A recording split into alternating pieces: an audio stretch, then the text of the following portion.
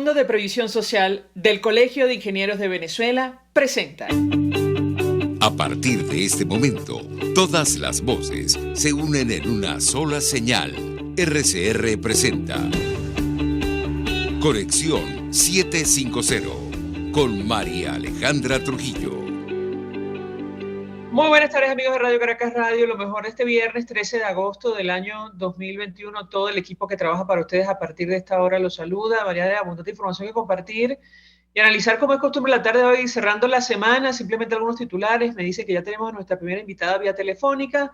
El canciller de México dio la bienvenida a ese país, a las delegaciones que van a participar en la inauguración del proceso de negociación y diálogo con la firma de un memorándum de entendimiento de Venezuela, y se refiere a esta nueva jornada de negociaciones en la que participan delegaciones de la Alternativa Democrática y de Nicolás Maduro. Hablaremos ampliamente al respecto durante la tarde de hoy. Uno de los datos que trascendía en las últimas horas, según el periodista Alex Vázquez de Bloomberg, es que inicialmente hubo tensión en México por la presencia de Carlos Vecchio en la delegación de la Alternativa para esta ronda de negociaciones. Representantes de Maduro están negados, decía él hace algunas horas, a sentarse hoy con él, pero la oposición insiste en mantenerlo en la mesa. Habrá que ver cómo termina esto. Si esto es verdad, bueno, empieza muy mal esta nueva iniciativa, por decirlo menos. Además, a propósito del caso de Alex Saab, aparentemente ya es cosa juzgada. Se celebró audiencia en el proceso que se sigue contra este empresario colombiano en el Tribunal Constitucional de Cabo Verde. Duró casi una hora, decía el periodista Roberto Denis. La defensa intentó ayer postergar aún más el caso con una maniobra de última hora y decidió insistir en la inconstitucionalidad del proceso, cosa que negó, como es natural, la Fiscalía. Y además, Nicolás Maduro ayer anunciaba la detección de la variante Delta en los valles del Tuy y La Guaira. Hablaremos al respecto durante la tarde de hoy. Esto es Conexión 750. Comenzamos. ¿Qué está pasando en este país? Y para hablar justamente acerca del avance de la pandemia, saludamos vía telefónica a la presidenta de la Federación de Colegios de Analistas de Venezuela, Judy León. Gracias por atendernos. Muy buenas tardes. Hola, María Alejandra, ¿cómo estás? Gracias por la invitación.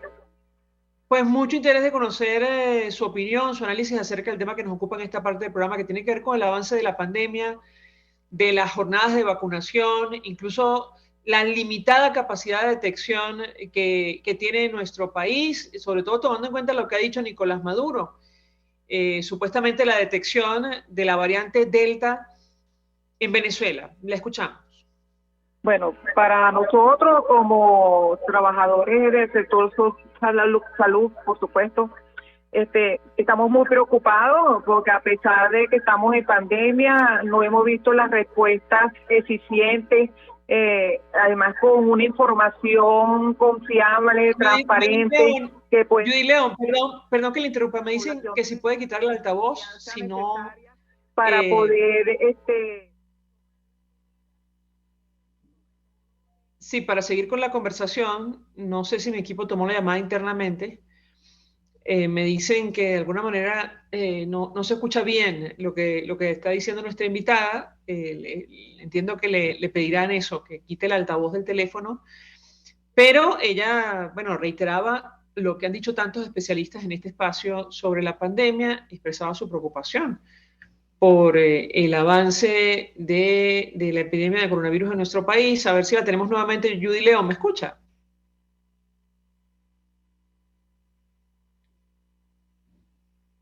Sí, yo le diría a mi equipo, no sé si se escucha muy mal, pero a lo mejor es la única manera que podemos conversar con ella. Judy León, ¿me escucha? Buenas tardes. Sí, yo le escucho.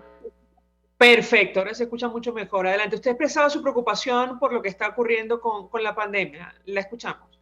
Bueno, desde el punto de vista de como nosotros, como parte de ese equipo del sector salud, estamos preocupados porque a pesar de que estamos en el desarrollo de esta pandemia, no hemos tenido las respuestas eficientes y necesarias para poder abordar ese tema, ¿no? insistimos en decir un buen mecanismo de comunicación que cree la confianza necesaria en la población para que pueda esa confianza en la población cumplir con las medidas de bioseguridad. Esto de colocarse tapabocas, el lavarse las manos, el distanciamiento, evitar las reuniones en espacios cerrados, porque en la medida que nosotros no cumplamos todos los demás requerimientos, y eso entramos en la vacunación con todos los elementos que hemos visto, que no hay un plan de vacunación que ha sido público, más bien lo que ha habido a medida que va llegando algunas vacunas, se plantea algunos grupos para ser abordados, a los cuales no son abordados en su totalidad. O sea, no se cumplen las metas supuestamente que debe tener ese plan de vacunación que tiene el gobierno, porque no desconocemos nosotros, ¿ok? Entonces, en esa medida de esa no transparencia, no confianza, entonces estamos en esa incertidumbre de poder abordar esta pandemia y, por supuesto, las variantes que van a aparecer si no cumplimos el 70% de lo que es la inmunidad de rebaño y a otros elementos que debemos de tener a pesar de que nos vacunemos. Entonces, todas esas situaciones son las que estamos preocupados, a pesar de que hemos hecho esfuerzos, hemos exigido, hemos colocado soluciones dentro de la mesa para poder nosotros tener un abordaje de la mejor manera de la pandemia. Sin embargo, en estos momentos estamos en la misma situación en la cuando empezamos a enfrentar la pandemia, porque las capacidades de diagnóstico no se han aumentado en la medida en que hemos tenido esta segunda ola. No tenemos lo suficiente medicamento, tratamiento, ni tampoco las capacidades de los laboratorios que deben de abordar como elemento transversal para el desarrollo de la enfermedad y la identificación del virus SARS-CoV-2, que es el causante de la enfermedad del COVID. Todos esos elementos todavía no tenemos la respuesta eficiente, adecuada, a la cual la población venezolana tenga esa accesibilidad de poder abordar su estado de salud y enfermedad, no solamente en este momento de pandemia, sino también de todas aquellas enfermedades a las cuales tenemos y que debemos de abordarla de la mejor manera.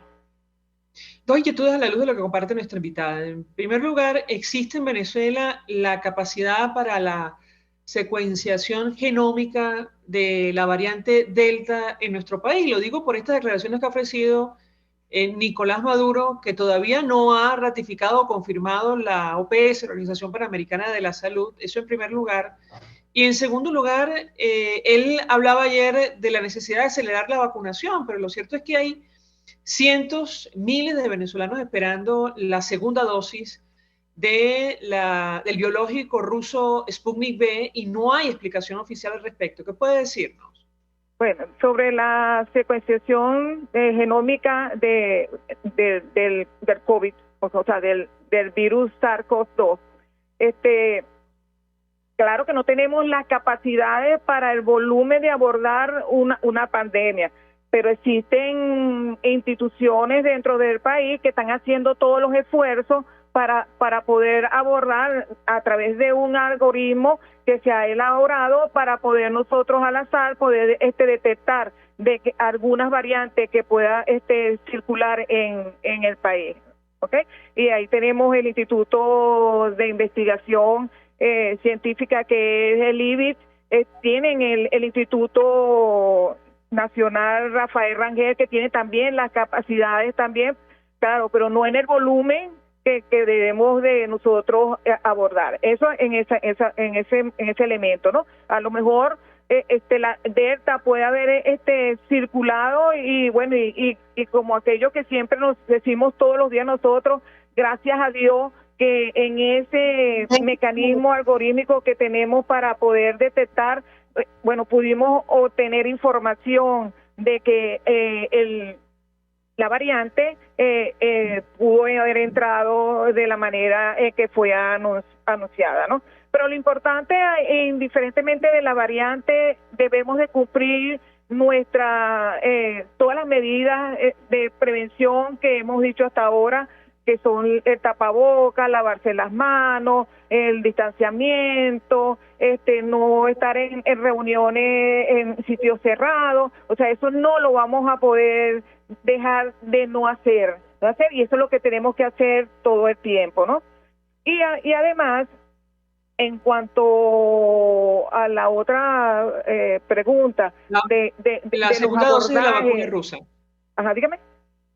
No, la segunda dosis de la vacuna rusa era la siguiente pregunta. La segunda dosis, por eso es nuestra preocupación de que no conocíamos el plan de nacional de vacunación, porque se supone que si usted anuncia, además que anunció el que ostenta el poder, dijo de que él había hecho un convenimiento para 10 millones de vacunas, o sea que eran 5 millones de venezolanos que iban a ser vacunados con la rusa, y si estamos hablando de la rusa son 2 dosis del esquema, eso se supone que debe haber sido garantizado. Entonces no entendemos cómo en este momento de que se ha vacunado con la Sputnik, entonces ese plan o ese esquema de vacunación no se haya cumplido, o sea que esa es responsabilidad del Estado a través del que ostenta el poder. Entonces debemos nosotros como venezolanos exigirlo, pues es un derecho. O sea, si a mí me plantea a la población o al ciudadano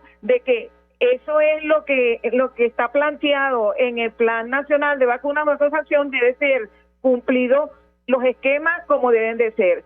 Yo ahorita no le puedo decir a la población venezolana que se mezcle una vacuna con la otra, porque científicamente en la investigación no se ha obtenido todavía esos elementos que pudiéramos nosotros decir si se pudiera o no colocar otra vacuna, porque eso todavía no ha estado claro, y tampoco hay documentos científicos investigativos sobre ese tema. Hasta ahora lo importante, y así se debe de cumplir, son las investigaciones que se han hecho en cada una de las vacunas que están a disposición a través de cualquier mecanismo, bien sea de compra directa de las vacunas o el mecanismo COVA. O sea, que tienen que garantizar los esquemas de vacunación de los cuales se le está colocando a los ciudadanos en este momento para cumplir lo tan deseado que queremos, que sea lo más pronto y lo más eficiente, lo transparente, lo confiable, para que esa vacunación, cuando lleguen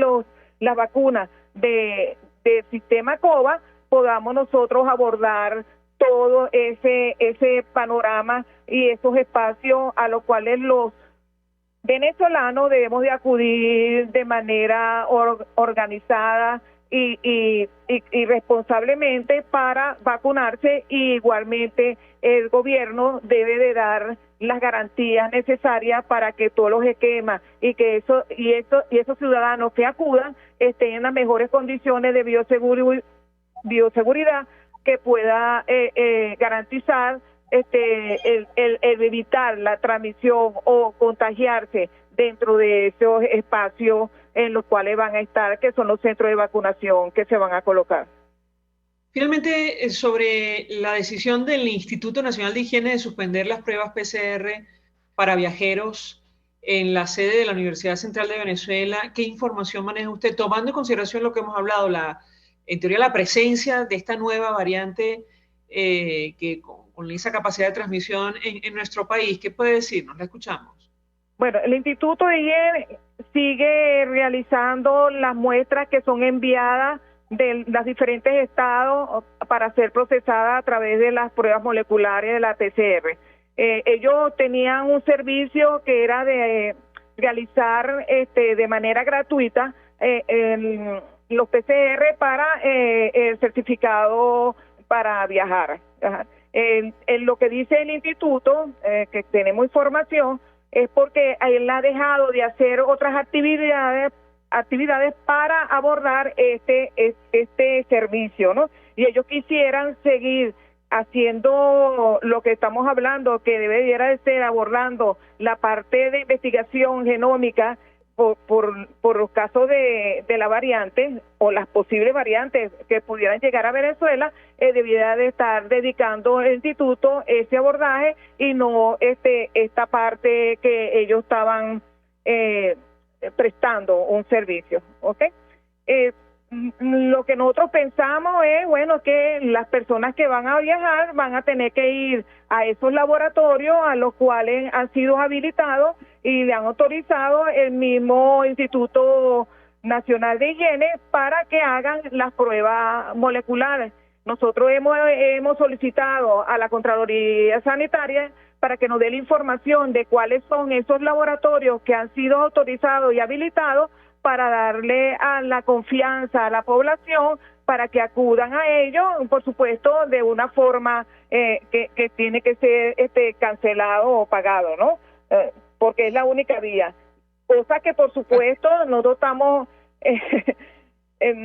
no estamos de acuerdo, porque se supone que debiera de existir un mecanismo de gratuidad dentro de un servicio que estamos hablando, que estamos en pandemia y hay mucha de la población que no tienen los medios económicos para hacerse pruebas, por lo menos de PCR, en un momento determinado cuando lo necesite.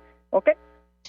Judy León, 1.000.000 de gracias por atendernos, acompañarnos como siempre, presidenta de la Federación de Colegios Bioanalistas de Venezuela, expresando opinión y compartiendo información valiosa acerca del tema que hemos debatido en esta parte del programa, que tiene que ver con el avance de la pandemia de coronavirus en nuestro país y la detección, según Nicolás Maduro, de varios casos de la variante Delta en Venezuela. Vamos a la pausa, regreso, venimos con más. Usted está viendo Conexión 750 con María Alejandra Trujillo. Solo por RCR 750, porque lo bueno une. Puedes seguirnos en nuestras redes sociales. En Twitter, @RCR750, la radio que se ve. Mensaje del ingeniero José Peraza, tesorero del FONPRES CIB. Estimado colega ingeniero arquitecto y profesional afín, el Colegio de Ingenieros de Venezuela y el Fondo de Previsión Social, preocupado por la salud de tu familia, ha diseñado un sistema de salud integral que coloca a tu disposición y que contiene asistencia primaria de salud, ambulancia, hospitalización, cirugía, oftalmología, dermatología, fisioterapia, psicología, odontología, farmacia y funerario. Para mayor información, visítanos a nuestros portales cib.net.be, fonprescib.net.be, Colegio de Ingenieros de Venezuela, construyendo futuro. En tiempos de pandemia, la solución más efectiva es un concentrador de oxígeno, porque ofrece un suministro infinito de oxígeno. No necesita recargas. Además, aplica dosis de oxígeno según el pulso del paciente. Contáctenos 0412-030-9150. Desde los sectores populares del país se escucha una clara señal. Es el radar de los barrios. Evelyn Martínez y la red de ciudadanos le invitan a identificar amenazas, ubicar soluciones y hacer seguimiento eficiente a las problemáticas de cada sector. Un espacio contra la polarización donde se construye de abajo hacia arriba y de adentro hacia afuera. El radar de los barrios, de lunes a viernes, a partir de las 10 de la mañana, solo por RCR 750 AM. El poder de la comunicación en tus manos. Conexión 750 con María Alejandra Trujillo. Solo por RCR 750, la radio que se ve. Continuamos, amigos, en Conexión 750 y compartimos algunas de las informaciones que están en desarrollo en Venezuela, más allá de nuestras fronteras. América Latina, como lo ha dicho la prensa internacional, mira con atención lo que está ocurriendo en México, a pesar de que existe gran escepticismo a nivel internacional y sobre todo puertas adentro de nuestro país sobre esta nueva iniciativa.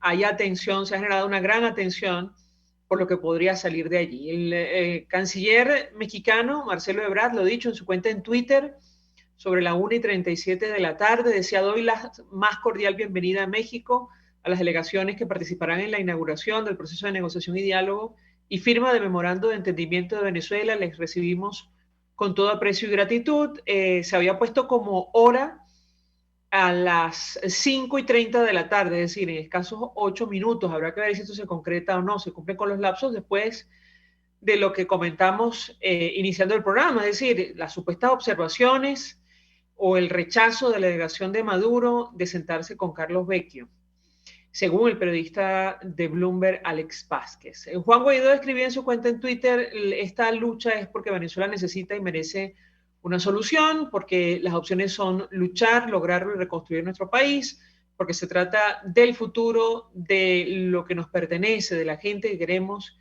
y de la vida, un acuerdo para Venezuela. Insistimos, habrá que ver cómo termina el desarrollo de la jornada en México. Ramos Ayub ratificó que Carlos Vecchio integra la delegación para negociación en México. Esto lo tomamos de Monitoreamos.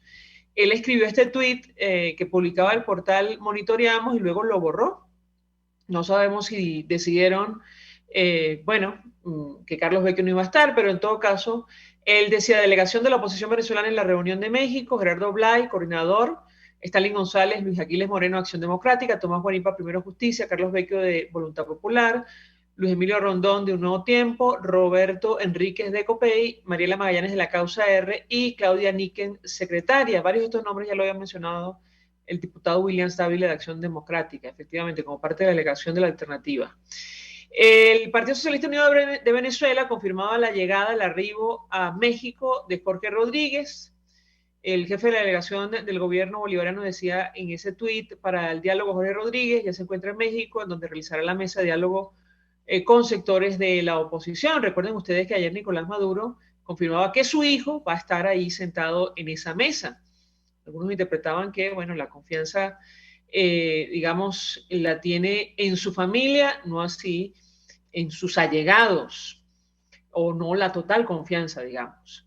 María Corina Machado, coordinadora de 20 Venezuela, en una entrevista con Heraldo de México, decía lo siguiente: Maduro necesita ganar tiempo, desmontar las presiones externas, paralizar y desmovilizar a la sociedad, y este efecto llamado diálogo es un instrumento muy efectivo para él. Continúa expresando sus observaciones acerca de esta iniciativa. La prensa internacional ofrecía su interpretación sobre lo que va a ocurrir. El país de España, por ejemplo, decía Venezuela busca dirimir la crisis política con una negociación que concentra las miradas de la comunidad internacional. Rusia y Holanda serán los países acompañantes de las conversaciones entre gobierno y oposición que se inician este viernes en México. Y por eso llamaba poderosamente la atención al comunicado que emitió la Cancillería rusa con relación al caso de Alex Saab.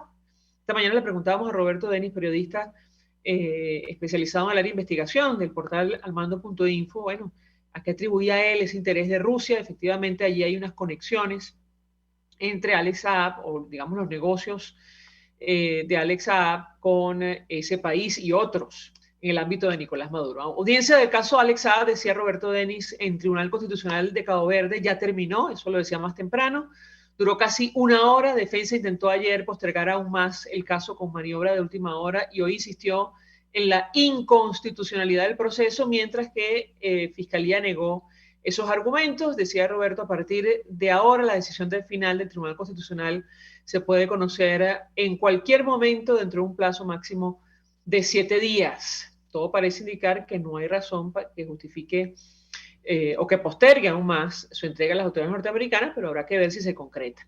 F África, la agencia F en África, destacaba que la defensa del empresario colombiano Alex Saab, el presunto testaferro de, así lo identifica F, el presidente de Venezuela, Nicolás Maduro, detenido en Cabo Verde desde junio de 2020, pidió hoy en la vista judicial sobre su extradición a Estados Unidos que se tenga en cuenta las motivaciones políticas del caso, y con Roberto lo hablábamos más temprano. Esto es un caso judicial. Se le investiga a este señor, se le pide en Estados Unidos por supuesto presunto lavado de dinero, en un caso donde ya hay un testigo que reconoció, o mejor dicho, un imputado que reconoció los hechos, un profesor norteamericano especializado en crimen organizado que estaba en una red, bueno, en una red donde se le vincula con Alex Saab. Fiscal General de Cabo Verde negó que el proceso contra Alex Saab sea inconstitucional. Insistimos, habrá que ver cómo termina este tema, y esto preocupa mucho, como es natural, a todo el ámbito del régimen venezolano de Nicolás Maduro. O él anunció ayer, lo dicho, la detección de la variante Delta en los valles del Tuy, en La Guaira, amplía, bueno, así lo ponía el Pitazo en un tuit en sus redes sociales. Todavía no la hemos detectado a nivel masivo, pero está, esto lo retó Nicolás Maduro, y lo comentábamos efectivamente con Judith León. Estados Unidos, sobre el coronavirus, autorizó la tercera dosis de la vacuna para personas inmunodeprimidas. Es una medida que están tomando varios países en el mundo y nosotros ya saben cómo van las cosas con el tema de la inmunización. La Agencia Estadounidense del Medicamento no lo ve necesario por el momento para el conjunto de la población. Esto lo tomamos del país de España. Vamos a reponer con ustedes algunas de las declaraciones de la jornada sobre, digamos, las informaciones, algunas de las informaciones que hemos comentado. Iniciamos con Juan Guaidó. Esta declaración la ofrecí ayer en una actividad con motivo de la detención arbitraria del diputado Freddy Guevara. Él se refería a este tema de las negociaciones en México en los siguientes términos. Escuchemos.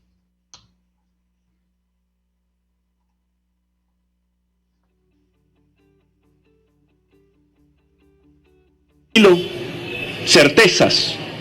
Así que el objetivo de los venezolanos es muy claro. El mecanismo hoy planteado ya lo conocen. El objetivo del 2017 no era solamente protestar, ¿verdad? Era lograr un cambio. El objetivo de participar en el Parlamento Nacional en el 2015 era ganar la mayoría para lograr un cambio. El objetivo del referéndum revocatorio en el 2016 era lograr un cambio. Nuestro objetivo es lograr un cambio en Venezuela que genere la tranquilidad y la certeza en todo el pueblo y en nuestro país para decirles que van a vivir bien, que van a vivir con dignidad, con tranquilidad, con certeza, con libertad, que van a poder decidir. Y no hemos ni vamos a renunciar a ninguna bandera de lucha en ningún momento. En ningún momento. No hemos ni vamos a ceder a presiones de una dictadura.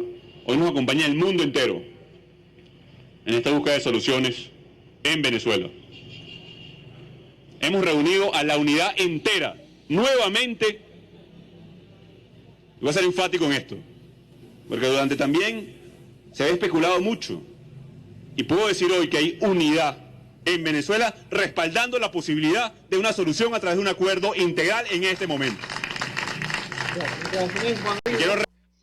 Allí habría que aclarar que no está toda la unidad ni todos los sectores de la sociedad representados. Sí que es cierto que hay varios partidos políticos, incluyendo los del G4, ahora también la causa R, y bueno, la comunidad internacional de momento está respaldando la iniciativa, que habrá que ver cómo terminan. Los antecedentes ya sabemos cómo fueron. El presidente de Colombia, Iván Duque, hoy hacía referencia a las elecciones en ese país el año 2022. Él alertaba sobre lo que puede ocurrir. Esto lo decía en el marco de la clausura del 6º Congreso Empresarial Colombiano. Bueno, se refería a algunos factores que plantean, digamos, iniciativas que van contra el sector privado, como ya ocurrió lamentablemente en Venezuela. Vamos a escuchar lo que decía, la advertencia que hacía el presidente de Colombia, Iván Duque, faltando un año para las elecciones presidenciales en el país vecino. Defenderlo. Y ojalá las voces que se han escuchado aquí y que estarán emprendiendo los caminos de las pretensiones electorales tengan eso claro. Porque hoy, cuando honramos a 3 grandes industriales, fueron personas que nadie se interfirió en sus libertades, pero que cumplieron la ley y la Constitución para hacer empresa con dignidad y con ejemplo. Mi invitación es muy clara, que tenemos que defender nuestra democracia y nuestras libertades. No es regalada, no está ahí, la tenemos que defender. Y por eso, frente al futuro, el futuro de nuestro país está cimentado en ese emprendimiento, que ha sido además una de las grandes virtudes que esta Asociación Nacional de Empresarios ha tenido en su historia. Yo quiero invitarlos a todos ustedes a que entendamos que la resiliencia no es una palabra vaga, que Colombia es un país resiliente, que convierte la adversidad en oportunidad, y que lo que hemos logrado en medio de la pandemia lo hemos hecho sorteando la peor crisis migratoria que se ha registrado en el continente, que lo hemos hecho también enfrentando choques externos, y que lo hemos hecho también manteniendo permanente y activa nuestra lucha contra cualquier forma de criminalidad. Esa Colombia, la que se sobrepone a todo, es la que nos tiene que llevar a ser optimistas. Vivimos en un mundo donde se utiliza mucho esta frase, percepción es realidad, y sobre ella cabalgan muchos de los que intentan generar percepciones de cara a las elecciones para que el discurso del caos promueva su ascenso al poder. Esa no es la Colombia que queremos. Queremos la Colombia de propuestas, de creatividad, de innovación y de talento, por la que llevamos trabajando 3 años intensamente.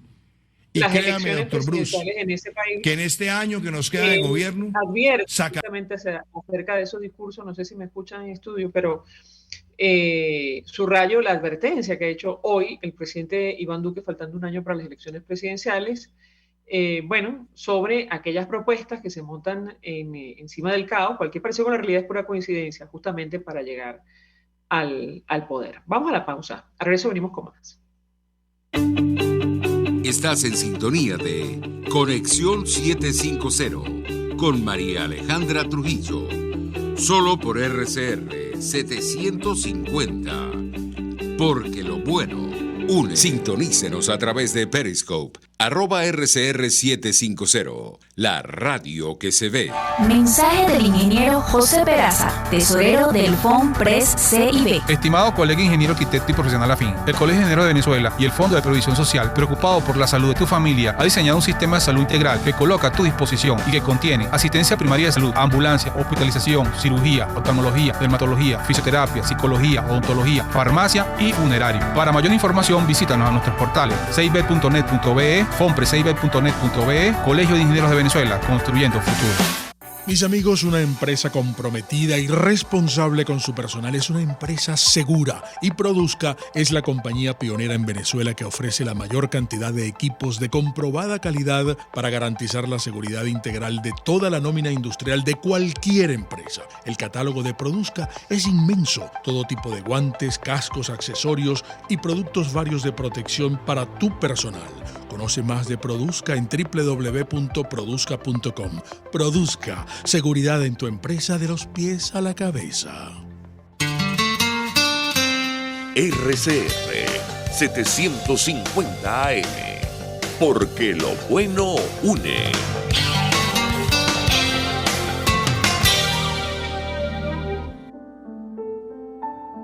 La Academia de Ciencias Físicas, Matemáticas y Naturales presenta El progreso tiene su ciencia. Hoy presentamos El brujo de Pipe y la cuchilla de diamante. Los éxitos de la investigación científica durante la Segunda Guerra Mundial llevaron a países como Venezuela a adoptar la ciencia y la tecnología como palancas para el desarrollo y la modernización. En ese contexto es que aparece el doctor Humberto Fernández Morán, conocido también como el brujo de Pipe, por su estrecha vinculación con el Instituto Venezolano de Investigaciones Científicas IVIC, situado en los Altos de Pipe. Humberto Fernández Morán nace en Maracaibo. Estudia en Alemania, donde se gradúa de médico en 1945. Pocos años después, desde el Instituto Karolinska en Suecia, propone la creación de un moderno centro de investigaciones que transformaría la manera de hacer ciencia en el país. Es así como se inicia la construcción del Instituto Venezolano de Investigaciones Neurológicas, antecesor del IVIC, en 1954. El ingenio y la dedicación del brujo de Pipe lo llevan a patentar la célebre cuchilla de diamante, una innovadora herramienta que permite seccionar estructuras microscópicas dentro de las células. Tras la caída de la dictadura en 1958, es acusado de perejimenista y se desata sobre él una feroz campaña que le obliga a emigrar.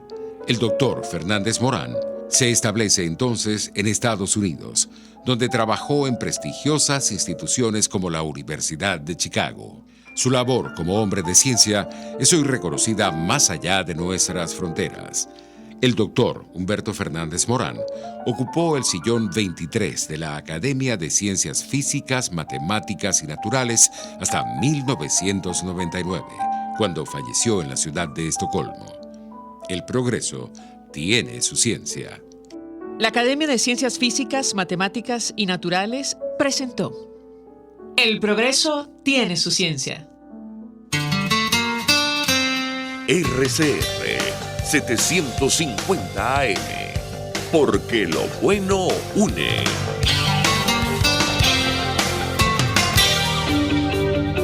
María Alejandra Trujillo te acompaña en Conexión 750, solo en RCR 750, la radio que se ve. Claro y raspado. Continuamos, amigos, en Conexión 750 y esta semana ocurrió un hecho trascendental para Venezuela en materia de derechos humanos, que por cierto está gravitando esta reunión en México, esta nueva jornada o ronda de negociaciones entre la Alternativa Democrática y el régimen de Nicolás Maduro, y tiene que ver con el documento que elevó a la Sala de Asuntos Preliminares de la Corte Penal Internacional la exfiscal de esta instancia judicial, Fatou Bensouda, antes de entregar su cargo, donde reitera lo que ya había dicho en diciembre de 2020, y es que, según su despacho, hay bases razonables para creer que se han cometido delitos de la jurisdicción de la Corte en Venezuela, es decir, crímenes atroces o crímenes de lesa humanidad. Para hablar acerca de este tema, saludamos vía Zoom a nuestro siguiente invitado, el doctor Héctor Faúndez, es catedrático de Derecho Internacional Público de la Universidad Central de Venezuela. Doctor, gracias por atendernos. Muy buenas tardes. Buenas tardes, María. Gracias por invitarme y un saludo para usted y toda su audiencia. Pues mucho interés de conocer su opinión acerca del tema que nos ocupa en esta parte del programa. Y yo le pedí un comentario inicial antes de entrar en el documento que se publicó y que tantas reacciones ha generado, doctor, sobre este tema de la negociación en México. La mañana de hoy conversábamos con familiares y abogados de las víctimas de violación de derechos humanos en nuestro país, y nos decían cosas como que no puede haber un diálogo dejando a un lado la justicia para los crímenes de lesa humanidad. Esta declaración la ofrecía Molly de la Sota, hermana del capitán Luis de la Sota, preso político en nuestro país. ¿Qué puede decirnos, doctor? Lo escuchamos. Bueno, en cuanto a esta pregunta que usted me formula sobre las negociaciones en México y lo que pueda ocurrir ante la Corte Penal Internacional, yo quiero señalar que son dos procesos independientes, separados, y que la justicia penal internacional no es objeto de negociación. Entonces, la Corte Penal Internacional o la Fiscalía de la Corte Penal Internacional no son parte de ningún proceso de negociación, ni tampoco podrían serlo. Esto no está en la mesa de negociaciones, esto no está en discusión. Entonces, lo que se está debatiendo en México tiene que ver con opciones políticas para una crisis política, económica y humanitaria, pero no para la comisión de crímenes de competencia de la Corte Penal Internacional que escapan a lo que puedan discutir estas personas en México. Es decir, doctor, que el planteamiento de justicia transicional que lleva, por ejemplo, la Alternativa Democrática no tendría nada que ver con lo que está pasando en la Corte Penal Internacional, ¿es lo que usted quiere decir? A mi juicio no. A mi juicio no, eso no se puede, eso no puede ser objeto de negociación. Ni siquiera, fíjese que ni siquiera estoy hablando de violaciones de derechos humanos que, de acuerdo con la Constitución venezolana, tienen un régimen especial, son imprescriptibles, entonces no se pueden, no pueden tampoco ser objeto de un proceso de negociación de esta naturaleza, sino que le estoy hablando de algo mucho más serio, como es la justicia internacional. Entonces hay un tratado que define determinados crímenes que son de competencia de la Corte Penal Internacional, y quien va a determinar si esos crímenes han sido cometidos o no es la Corte Penal Internacional, sin interferencias externas. Entonces, no, de tal manera que eso no es susceptible de ningún tipo de negociación, por más que queramos llamarlo justicia transicional o como sea. Doctor, sobre la gravedad de lo que está en el informe o el documento que eleva la exfiscal Bensouda a la Sala de Asuntos Preliminares, creo que nunca habíamos llegado tan lejos en una denuncia por violación de derechos humanos o delitos de lesa humanidad en nuestro país. Ella reitera en este documento fechado el 15 de junio, antes de entregar el cargo, que hay bases razonables para pensar que se han cometido crímenes atroces en Venezuela, y de hecho señala que autoridades civiles, miembros de las Fuerzas Armadas y personas progubernamentales habrían cometido estos delitos. ¿Qué puede decirnos? Lo escuchamos. Sí, bueno, mire, tal vez lo primero es que este informe de alguna manera viene a callar algunas voces críticas que se habían levantado antes en contra de la fiscal Bensouda, señalando que estaba vendida, que era una aliada del régimen de Maduro, que era chavista, o cosas similares, ¿no? Entonces yo creo que hay que ser mucho más prudente en este tipo de cosas y hay que dejar que se cumplan los tiempos procesales que están previstos en cada caso.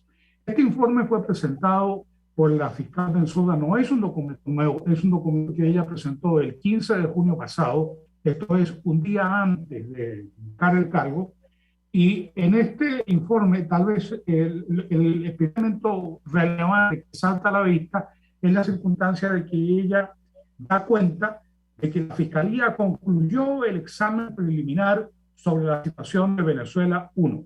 Esto es, eso es un caso terminado. Aquí dice ya no hay nada más que hacer, sino que esto yo se lo paso al fiscal entrante para que él decida qué hacer con los hechos que están establecidos en esa investigación preliminar.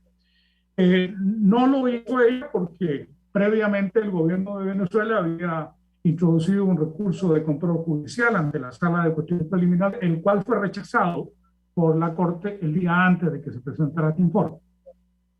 En segundo lugar, en efecto, como usted señala, lo que es notable, lo que es importante en este informe es que la señora Bensouda concluía que hay bases razonables para creer que por lo menos desde abril de 2017 se habrían cometido crímenes de lesa humanidad de competencia de la Corte Penal Internacional en Venezuela. Y según este informe, los crímenes que se habrían cometido lo habrían sido, como usted señaló, por autoridades civiles, miembros de las Fuerzas Armadas y grupos progubernamentales actuando en complicidad con las fuerzas del orden o con su aquiescencia. Esto es, hay también una identificación bastante precisa de quiénes son las personas o los grupos de personas que habrían cometido estos crímenes. La individualización de las mismas, eso vendrá en una fase posterior. Hay que tener un poco de paciencia también. Hay quienes ya se están aventurando a decir que la Corte Penal Internacional ya ha juzgado a la persona tal o cual y que ya la habría condenado, que ya estaría lista para condenarlo. No, eso, mire, falta para eso todavía. Pero en todo caso, el informe señala que hay crímenes de esta naturaleza, crímenes de lesa humanidad, que además nos identifica en términos del artículo 7 en 4 categorías. Dice que se habrían cometido crímenes de encarcelamiento o de privación arbitraria de la libertad, tortura, violación u otros abusos sexuales de gravedad comparable y persecución política. Sin perjuicio, señala la Corte en algunos de sus párrafos posteriores, de otros crímenes que se puedan determinar en una etapa posterior y dentro también de un periodo más amplio de tiempo. No olvidemos que la Corte comenzó a realizar sus investigaciones a partir de abril de 2017. Aquí está abriendo ese espectro temporal para señalar que, mire, podría ser todavía un tiempo mayor.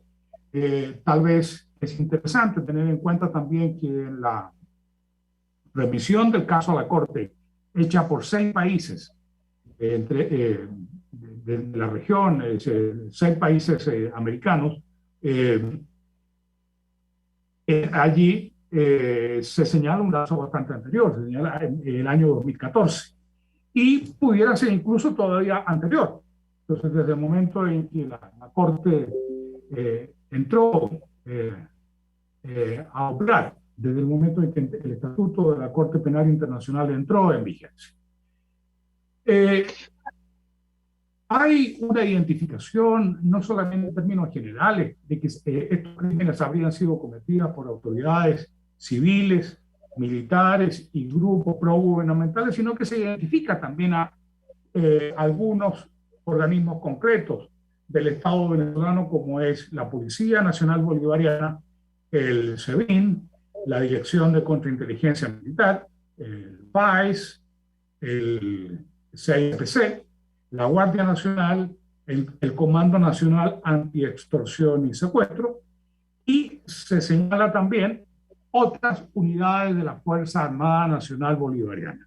Esto es, el informe, a pesar de su brevedad, a pesar de estar condensado en solo 10 páginas, es lo suficientemente claro y preciso como para referirse también a quiénes son o en dónde se encuentran las personas responsables de estos crímenes. El otro elemento importante al que se refiere el informe del señor Abensouda tiene que ver con el principio de complementariedad. En general, los tribunales internacionales actúan en forma subsidiaria a los órganos de la Administración de Justicia nacionales o en forma complementaria, como dice el Estatuto de la Corte Penal Internacional. Y de allí el principio de la complementariedad. Esto es, lo que no pueden hacer los tribunales nacionales, eso es entonces lo que va a hacer la Corte Penal Internacional. La Corte Penal Internacional actúa solamente en defecto de la actuación de los tribunales nacionales. ¿Y qué es lo que dice en relación con esto? Dice que los potenciales casos que pudieran derivarse de la investigación sobre estos crímenes son admisibles por considerar que habría una inacción por parte de los órganos de justicia venezolanos.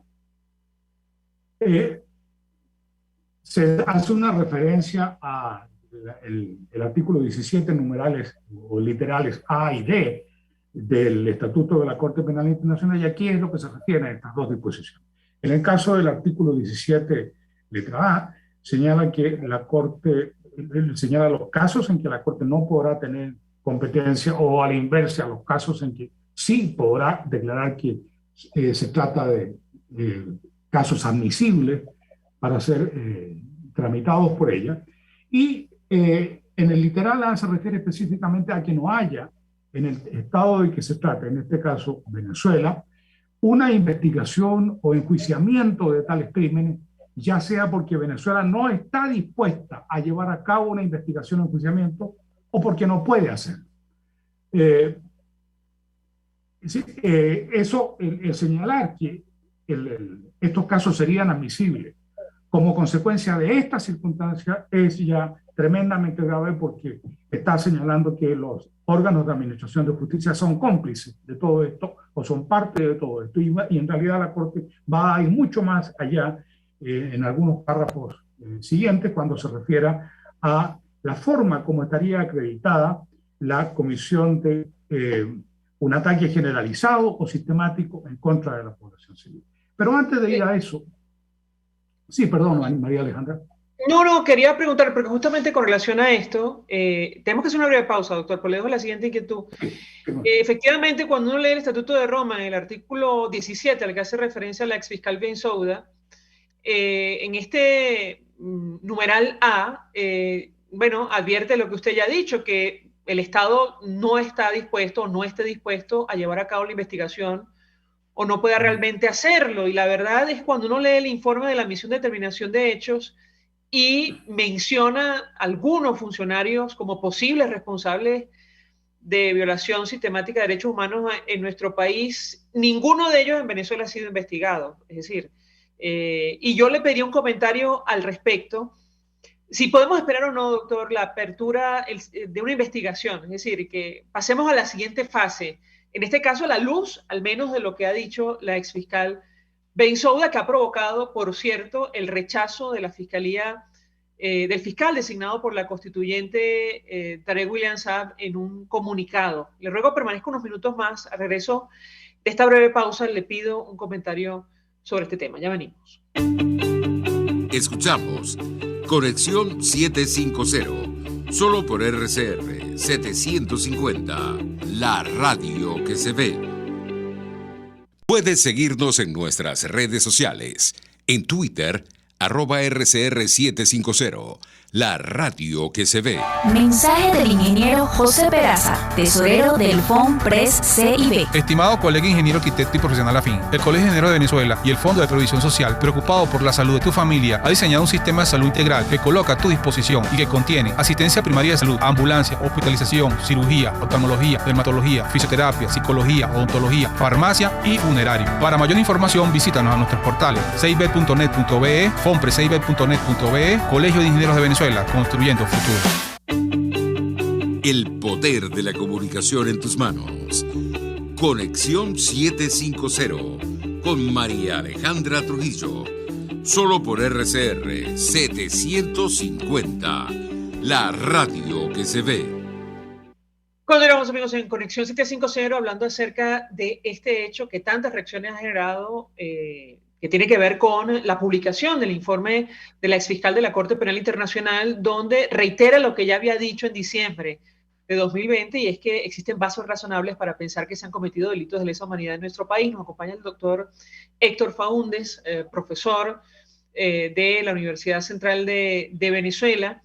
Y yo le pedía un comentario, doctor, catedrático de Derecho Internacional Público, sobre el tema de las responsabilidades. Efectivamente, da la impresión, a la luz de lo que publicó la señora Bensouda, que, bueno, ella expresa que en Venezuela no puede o no quiere abrir investigación contra los presuntos responsables. Y ahora mismo pienso en lo que arrojó la misión de determinación de hechos, mencionando los altos cargos del régimen venezolano, ninguno, por cierto, mencionado o investigado por violación de derechos humanos en nuestro país. ¿Qué puede decirnos, doctor? Además, le preguntaba si piensa que esto quiere decir que pasaremos a una siguiente fase. Lo escuchamos.